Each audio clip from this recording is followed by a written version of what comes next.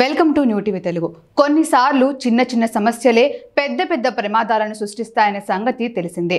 గోటితో పోయే సమస్యను గొడ్డలి వరకు షర్మిల, కవిత తీసుకొచ్చారని కామెంట్లు వ్యక్తమవుతున్నాయి. షర్మిల ఏపీలో వైసీపీ పవర్ కోల్పోవడానికి కారణం కాగా, తెలంగాణలో కవిత బీఆర్ఎస్ భవిష్యత్తు ప్రశ్నార్థకం అయ్యే విధంగా చేశారనే చెప్పాలి. షర్మిల జగన్ను ఇరుకన పెట్టాలని రాజకీయాలు చేస్తుండగా, కవిత తాను కేసుల్లో చిక్కుకొని పార్టీని ఇబ్బందుల్లో పెట్టారు.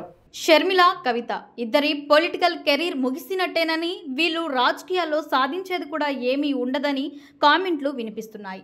ఈ ఇద్దరు రాజకీయాలలో తమకు ఉన్న ఇమేజ్ను సైతం అంచెలంచెలుగా తగ్గించుకుంటున్నారని పొలిటికల్ వర్గాల్లో వినిపిస్తుంది. ఒకవైపు కాంగ్రెస్, మరోవైపు టీడీపీ షర్మిలను పావులా వాడుకుంటూ రాజకీయాలు చేస్తున్నాయనే ఆరోపణలు ఉన్నాయి.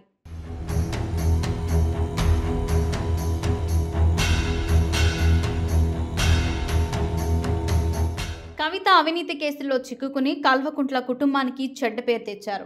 ఈ కేసుకు సంబంధించి బెయిల్ విషయంలో కవితకు ఇబ్బందులు ఎదురవుతున్నాయి. కవిత కుటుంబానికి వ్యతిరేకంగా కావాలని ఏమీ చేయలేదు.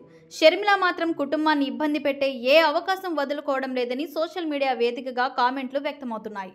షర్మిల భవిష్యత్తులో ఏపీకి సీఎం కావాలని కలలు కంటున్నా ఏపీ ప్రజల్లో కాంగ్రెస్ పార్టీపై ఉన్న ద్వేషం ఆమెకు మైనస్ అవుతోందని అభిప్రాయాలు వ్యక్తమవుతూ ఉండడం గమనార్హం. కవిత జైలు నుంచి బయటకు వస్తే మాత్రమే పరిస్థితులు మారే అవకాశాలు ఉంటాయి. షర్మిల ఎన్నికల ఫలితాలు వెలువడిన తర్వాత వివేక హత్య కేసు గురించి స్పందించడం లేదు.